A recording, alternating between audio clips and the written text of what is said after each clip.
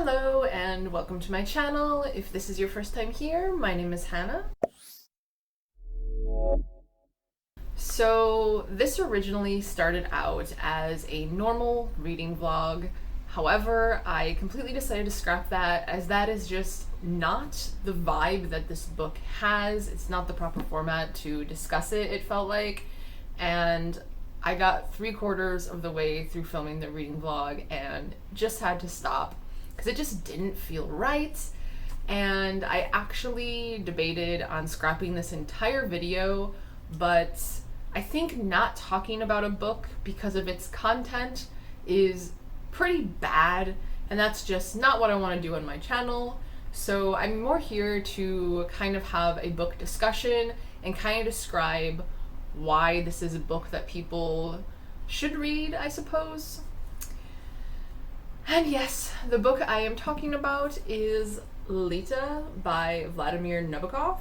This came out in 1955, I believe, and this copy is from the library, and it was published in 1958, which I thought was really interesting because at least I know that there have been like no changes, and it says like the complete and unabridged version and stuff, so like this is definitely a good copy to read. As far as genre goes, I think the author says it best where this is fiction, because honestly throughout reading this book there are so many different genres that it plays on and are represented here that it is just an amalgamation of the fiction genre in general.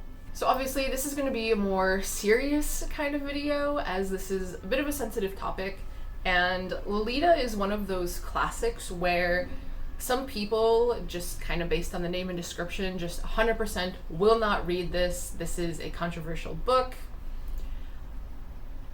And so that's why it was on my list of wanting to read, of course. So you can pretty much guess what the main story of this book is just by the title, Lolita. However, there is actually so much more to this story, and it really surprised me with like the twists and turns it took and just how it's written in general. We actually start with a foreword by not a real person, it's another Nabokov character, and the last sentence of the foreword actually really stuck with me through the entirety of this book, and I'm gonna read it for you now.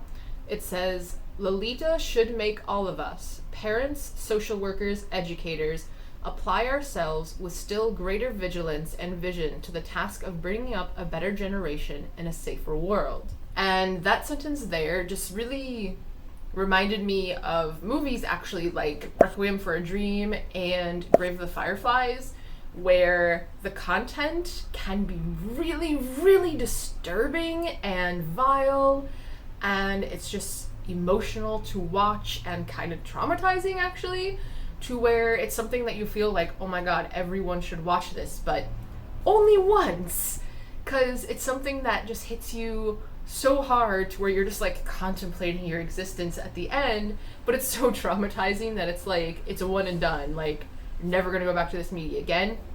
And I really feel like that's kind of how Lolita is, where everyone should read it, but I also recommend it to no one at the same time. So it's definitely one of those deals. But our story is narrated by one of the main characters, Humbert, which is a fake name, and we never learn his true name. But the beginning of the story, he's already in police custody, like he has lawyers, he's going to be taken to court kind of thing. And I didn't really expect that. And I thought that was interesting because this whole book is essentially him retelling the events that happened. And it's almost like a memoir because he first goes into detail about like his childhood and the event that happened there that he believes has caused his vile tastes and his behavior as an adult. And he also talks about kind of the mask that he wore for most of his adult life in trying to force himself to be normal. So the beginning of this book is really a self-analysis of himself as a character, and he's quite self-aware and is really able to reflect on his actions and the damage they caused. And so from like a psychology standpoint, which I'm really interested in, like what causes us to do the things we do, what makes us who we are. And from a standpoint like that, this is a very fascinating book, but it's also frighteningly real. Humbert feels like an actual person. Like, I felt like I was forgetting that this is actually a fiction book, especially when he talks about like referencing his lawyers or like giving a shout out to someone, and it's just it's scary how real this feels and is, and it's a bit difficult to talk about. But after those sort of explanations and kind of background on the character, the story moves on to where we are kind of slowly seeing him lose his sanity. He pretty much just delves into this delusion, and anytime he feels guilt, he kind of spins his own tale to try to absolve himself of that and kind of push the blame of what's happening onto the 12-year-old girl instead. And the way that he perceives her actions are in ways that no one should ever perceive them as. It's very uncomfortable. It makes you say, like, how could you ever see like a child in that way? But the way that all of this is written, none of it is really directly said. Nabokov does a very, very good job of making this book seem like the content isn't as bad as it is. He writes in a very lyrical way and uses a lot of euphemisms to where what exactly is happening isn't directly said out, but instead is presented as like this beautiful thing using this gorgeous sentence structure and language. And it's such a contrast from the actual content that I do see how this can be considered a masterpiece, because how he's weaved this story, I know I've read some reviewers say that they almost can't help but sympathize with Humbert, which I don't at all, just to put that out there. But some reviewers say they see how they feel that way, or how others could feel that way, just because of how exactly the story is written and presented. But that's all part of the delusion. It's part of his insanity. It's how he is twisting everything to make him seem like the victim of this child, when that is not the case at all. And another thing I've noticed is, I'm not sure if Goodreads does this, but sometimes this is labeled as like a romance or a tragic romance or tragedy and stuff like that. This is not romantic. This is not a romance. Like, that's not what this is. It's not the point of the book. And I feel like maybe people kind of misinterpret what's happening because of the language and because of how beautiful the prose actually is. And I find that a bit frustrating because to me, this entire book is just delving into the psyche of this mentally ill man. And since this is him retelling events, this is him writing his sort of memoir here, he can interpret anything that happened in the way he wants, in the way that he feels his needs need to be met. And I feel like sometimes people kind of forget that, and so things don't happen exactly the way he's saying they do. He's completely an unreliable narrator, and I love the peaks that Nabokov put in here into that, especially at the end. And Humbert kind of has this whole charade that he has going on the whole time, but then at the end he's kind of like, yeah, okay, this wasn't exactly how I'm presenting it to you. Here's some examples of that. And there's one moment where he says how Dolly, which is the Lolita character of this book, how she would cry herself to sleep every night.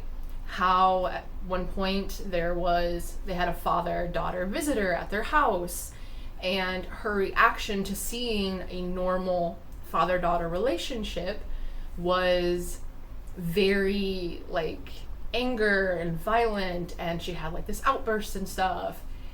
And so there's situations like that where that veil falls off and he sees things for what they truly are, and he'll see Dolly for who she truly is as well, which is a child that shouldn't be in this situation. And you see him kind of struggling with that guilt, and he even calls himself a monster several times. And so he's aware of what he's doing, but then he kind of just shoves that all away and will just kind of like look at Dolly, and this sort of other self kind of just morphs everything into something it's not. And that's kind of how he just pushes all of the problematic stuff to the side and just keeps going with the situation that he's in. Also, like I said earlier, this kind of morphs into several different genres. This goes in so many different ways that I truly never expected. Like, there's little peaks of like horror, thriller, a revenge story. Like, it's so many different things, and there's even points where it's just very mundane, like daily life stuff, like Dolly going to school and him dealing with neighbors or talking to a friend or something, like getting the car fixed. Like, it really shows the influence that he had over Dolly and the entire situation in her life, and how that literally affected like every aspect of who she was and who she became. So in the end, I definitely think this is a book that everyone should read once. However, if you have a child, I don't know if I'd recommend it. I don't have children personally, but I don't know if I would have been able to handle it if I did. And obviously there are a lot of content warnings for this, so please look that up before reading. However, I do think this is considered a classic for a reason. My phone was full and I was talking for like 4 extra minutes or something and didn't realize it, but if the frame is different, that's why. Anyway, I was saying, definitely check out content warnings, and also I was wanting to say that I think this book really brings up a good conversation, but one thing that people really talk about today as well is how there can be like a dad playing with their child at the park and they'll be viewed as a predator, and how there's kind of this stigma among fathers being out with their children, and it's just such a fine line. And also, women can be predators too, but the way this book portrays men in general is that we're viewing them through the lens of Humbert Humbert, and he's kind of projecting himself onto every male figure that's in Lolita's life, even for like a split second. And so all of the males in this book are kind of viewed as like this potential pedophile or potential evil person, and it's a lot. So I think that if you read this book, it could be easy for some to kind of adopt that viewpoint of like, oh my gosh, could that person be a predator? Oh, what about that person over there? Oh, this person just glanced at that child. Are they a predator? And I think that needs to be kind of involved in this conversation as well, because not everyone is a predator. I think we need to talk about the signs of abuse. And I don't think there should be this huge stigma of fathers playing in a park with their children or taking their children grocery shopping. It's something that definitely needs to be more normalized. And I also kind of think this is kind of an American problem, because since I've lived in France, that's not exactly something I've noticed here. So I'm not sure if Americans just have a really weird viewpoint about fathers and their children or what. In the end, I did give this 4 stars. I think it is a very important book, and I completely see why it became a classic. I definitely don't recommend it as someone's like entry-level classic or first classic they're gonna try to read, because with the way it's written, sometimes you might have to read a paragraph twice to fully understand what's going on, and just the language it uses definitely isn't good for an entry-level choice, and obviously the content as well. But if this is something that's kind of been on your radar, or you might have been too scared to read, I recommend picking it up, giving it a try.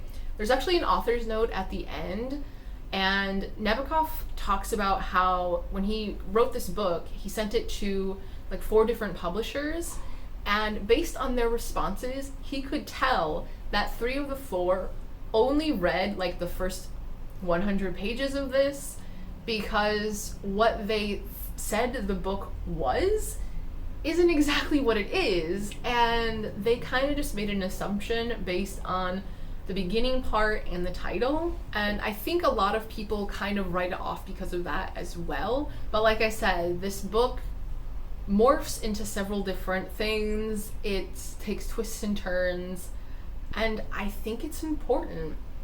You just have to keep in mind whose point of view you're reading this from, and how they are not a mentally stable narrator. They're not reliable. They are very delusional, and these are the events as they saw them, and pay attention to those moments where that veil does drop and the truth is more showing through. All right. Hopefully I got my thoughts out there in a moderately coherent way. This is just such a rough book to talk about and try to discuss, but let me know in the comments if you've read this. I've also heard there's a movie, which seems really weird, so I guess let me know what you felt about that if you've seen that as well. I still need to look that up. But I would love to hear people's thoughts on this book and have kind of a discussion with people on this, as that's kind of the entire point of this video. But hopefully I gave you a better understanding of the content of this book and why this really is considered a classic, and why some people might even think this is a masterpiece. But as always, thank you for hanging out with me, even though this is kind of a weird video. And until next time, bonne journée and au revoir.